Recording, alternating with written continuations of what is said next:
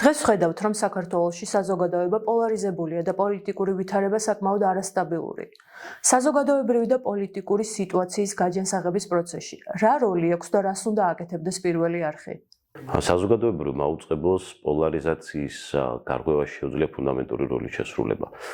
არა მარტო შეუძლია, არამედ ვალდებული არის, რომ ეს როლი შეასრულოს. საზოგადოებრივ მაუწყებელს შეუძლია გახსნას ღია სადისკუსიო სივრცეები.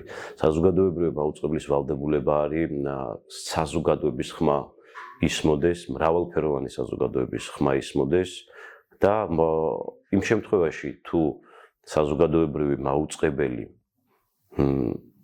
როგორც მაგალითად ქართულ მრავალხმიანებაში არის, ხო? მსოფლიოში უნიკალური არის ქართული მრავალხმიანება, ქართული პოლიფონია, ასეთივე მრავალხმიანება უნდა ჟღერდეს მაუწყებელში. მე მაქვს საზოგადოების ძალიან განსხვავებულ ნაწილებთან ურთიერთობა, ისეთ ადამიანებთან, რომლებსაც მაქვს განსხვავებული შეხედულებები, ვუყურებ ადამიანებს, რომლებსაც აქვთ განსხვავებული შეხედულებები, თუმცა როდესაც არის საშუალება დისკუსიის, ელემენტარული ლაპარაკის, სადაც გათვალისწინებული არის ურთიერთპატივისცემა, ვითვალისწინებთ იმ ნორმებს, რომ ჩვენ ვართ ერთი საზოგადოება, ჩვენ არ ვართ ერთმანეთის მტრები, არამედ ვართ ადამიანები, რომლებიც ერთად ვცხოვრობდით, ახლა ვცხოვრობთ და მომავალშიც გავაგრძელებთ ცხოვრებას, ყოველთვის საერთო ენა ინახება. ეს არის ჩემი გამოცდილება და არა მარტო ჩემი, მე მგონი ყველა დამეთანხმება, რომ ჩვენ ერთმანეთთან საერთო ენის გამონახვა არ გვიჭირს. თუმცა ძალიან ადვილი არის ისეთი მოქმედება, რომ შეაფერხო საერთო აზრამდე და შეთანხმებამდე მისვლა. საზოგადოებრივ მაუწყებელს შეუძლია იყოს მთავარი აქტორი, რომ საერთო ენა გამოინახოს. საერთო ენა გამოინახოს და დაპირისპირებული თუ განსხვავებული აზრის მქონე ადამიანები შეჯერდნენ და შეთანხმდნენ შეხების მთავარ წერტილებზე. ერთიან ნიშნელამდე დავიდნენ, განსხვავებებზეც ილაპარაკონ, მაგრამ ეს ყველაფერი იყოს ჯანსაღი დისკუსიის ფორმატში. სამწუხაროდ ბოლო რამდენიმე წელიწადი არის, კონკრეტულად უკვე პირველად რომ დასახელდა რომ თავარი პრობლემა არის ქართული პოლიტიკური სპექტრის და ეს ჩვენი საზოგადოებრივი ცხოვრების პოლარიზაცია, იქიდან მოყოლებული არაფერი გაკეთებულა საიმისოთ, რომ ეს ჩაკეტილი წრე გარღვეულიყო და პირიქით ვხედავთ, რომ არიან დაინტერესებული მხარეები, რომელსაც აწყობთ პოლარიზაცია, მარტივად ვთქვათ, წყლის ამღვრევა. რათა ამ ამღვრეულ წყალში თევზი ადვილი დასაჭერი არის. საზოგადოებრივმა მაუწყებელმა უნდა დაწმინდოს ეს წყალი, აუცილებლად უნდა ხელვა გატეხოს, დაამშვიდოს და არა ემოციურ და აღელვებულ იმპულსურ ნიადაგზე მიაწოდოს ინფორმაცია და მსჯელობის ეს ატმოსფერო არ უნდა იყოს ესეთი ემოციური, არამედ პირიქით უფრო რაციონალური, სადაც ადამიანი მიხვდება რა არის კარგი, რა არის ცუდი. საკუთარ არჩევანს გააკეთებს, ვის აზრს ემხრობა და ვისი აზრი არის მისთვის უფრო მისაღები და ვისი არა. და განსაზღვრავს იმასაც დაინახავს ქმედებებს. მოქმედების არეალს, საშუალებას დაინახავს, როგორი მოქმედება არის მისაღები, როგორი არ არის მისაღები. მაგალითად, საზოგადოებრივ მაუწყებელზე ყველა თემა შეიძლება განვიხილოთ. მათ შორის მორალური საკითხებიც, ეთიკური საკითხებიც, ვის აქვს ქცევის თმენის ვალდებულება, კონკრეტული ეტალონი ვინ უნდა იყოს, კონკრეტული ქცევის პოლიტიკოსები როგორ უნდა იქცეოდნენ, მათ სიტყვას რა ფასი უნდა კონდეს.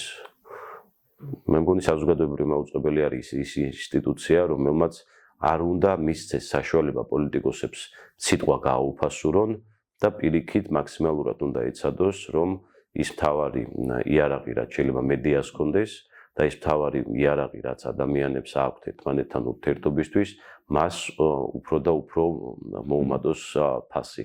ის უფრო სიტყვა გახდეს უფრო ღირებული და ყველა ადამიანი დაფიქრდეს, რომ ეს არ არის უბრალოდ მოქმედება, უბრალოდ წამიერი მოვლენა და იმის შემდეგ პასუხისმგებლობა აღარ გვეკისრება.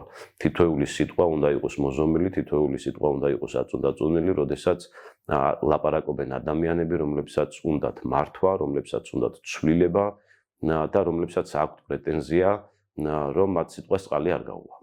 საზოგადოებრივი მაუწყებელი არის ყველაზე დიდი და ყველაზე მდიდარი მედია დღეს საქართველოში და ის ყველაზე მეტად უნდა უფრთხილდებოდეს სიტყვას.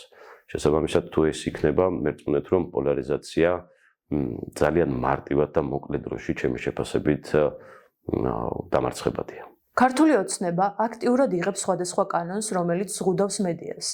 ერთ-ერთი ბოლო გადაწყვეტილება იყო მაუწყებლობის შესახებ კანონში ცვლილების შეტანა. როგორც გამოცდილ ჟურნალისტს მინდა გიკითხოთ, რა პრობლემებს უქმნის მსგავსი კანონები მედიას? ნებისმიერი შეზღუდვა, რომელიც გადის თვითრეგულირებიდან, უკვე შეიძლება გახდეს რეპრესიის ინსტრუმენტი. ჩვენ უკვე სახეზე გვაქვს, რომ ყველაზე დიდი პრობლემა დღეს საქართველოში ექნებათ რეგიონალურ მაუწყებლობებს.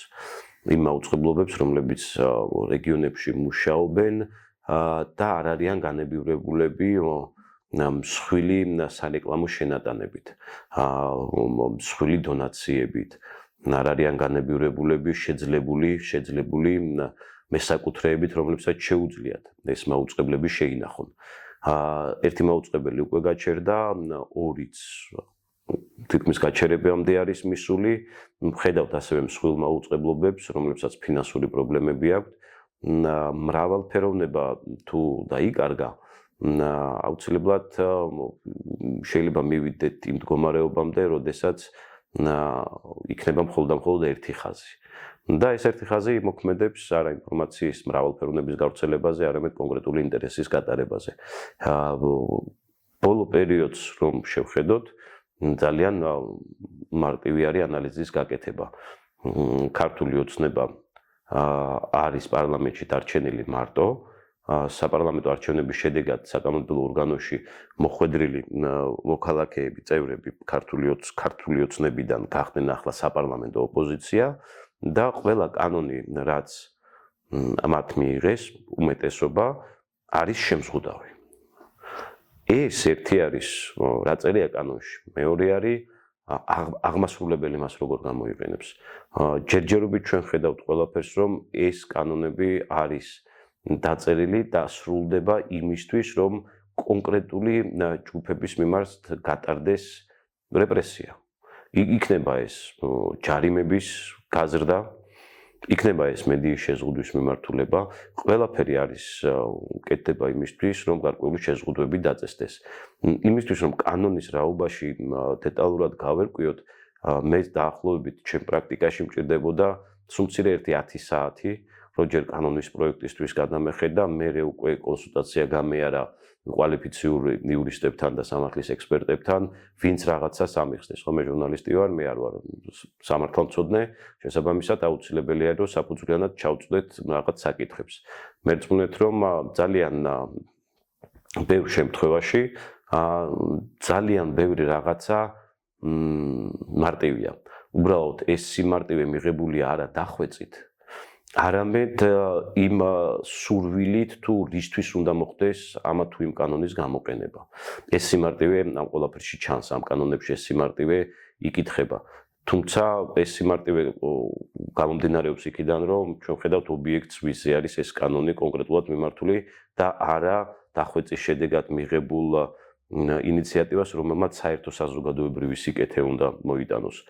თუ სკრუპულოზური მუშაობის შედეგად არ იწერება კანონი, ის საერთო საზოგადოებრივი სიკეთის მომტანი არ არის და ის არის კონკრეტული ადამიანის ან პირთა ჯგუფის მიერ იარაღად შექმნილი და შემდეგ გამოყენებული სხვა პირთა ჯგუფის წინააღმდეგ. მას შემდეგ, რაც მოამბე აღარ მიყავთ, ხალხის ერთ-ერთ მოთხოვნად გაჟღერდა თქვენი დაბრუნება. რომ გვითხრათ, გქონდათ თუ არა ამ თემაზე ბორცვთან საუბარი და რა ეტაპზეა ხო თქვენი წამყვანად დაბრუნების საკითხი? საზოგადოებრივი მაუწყებლის სამეურვეო საბჭო არ არის უფლებამოსილი, რომ თანამდებობიდან გაათავისუფლოს ან დანიშნოს ვინმე მაუწყებელში. ეს არის პირდაპირ მენეჯმენტის უფლებამოსილება. ამჟამად მიმდინარეობს შიდა მოკვლევა, რომლის ვადებიც გახანგრძლივდა 21 მარტამდე. მე მოამბიდან ჩამომაცილეს პროდიუსერთა ჯგუფის პოზიციის გამო, რომ მათ ჩემთან მუშაობის სურვილი და შესაძლებლობა აღარ ჰქონდათ. არ ვიცი, სიმართლე რო გითხრათ, ახლა რა ეტაპზე არის თავად მოკვლევა, მოიკვლიათ თუ არა, რაიმე მიგნებები გააჩნიათ თუ არა, მე ოფიციალური წერილით ადამიანური რესურსების დეპარტამენტის ხელმძღვანელს მივმართე. ერთი არის, რომ კონკრეტულად მოკვლევასთან დაკავშირებით მაქვს ინტერესი და ვთხოვე ინფორმაცია. მეორე მიმართვა ეხებოდა კონკრეტულად ჩემს საკითხს, როგორც ჯერ კიდევ საზოგადოებრივი მაუწყებლის თანამშრომლოს, რომელიც ვიღებ ხელფასს, მაგრამ არანაირი საქმე არ მაქვს გასაკეთებელი. და მე მაქვს სურვილი, რომ რაღაცა გავაკეთო. თუ ასეთი სურვილი ექნება მეორე მხარესაც, შესაძლებელი არის, რომ ისევ რაღაცა გავაკეთო. იქნება ეს მომამბის წაყვანა თუ რაიმე სხვა. ჯარს კორესპონდენტობაზე ვიტყოდი უარს, ხო პირიქით. ჟურნალისტიკაში ერთ-ერთი ყველაზე ისეთ მომხვილული საქმე ველზე მუშაობა არის და უშუალოდ პირველ წყაროსთან მუშაობა. ჯერჯერობით აი ესეთ მდგომარეობაში ვარ, მიმდინარეობს შიდა მოკვლევა, რომელიც 21 მარტს უნდა დასრულდეს და გავიგებ რა დასკვნა გამოიტანა ამ მოკვლევამ. მოლოდინი მაქვს თუ არა რომ დამაბრუნებენ, ანუ დაუბრუნდები მოამბეში თუ არ დაუბრუნდები, სიმართლე რომ გითხრათ, ვცდილობ რომ აი მოვლენებს არ გავუსწრო. და ამ პროცესებს მივყვე ისე, როგორც იქნება აუცილებელი. ან კონკრეტულ ნაბიჯებს კონკრეტული მოცემულობიდან გამომდინარე გადავდგავ.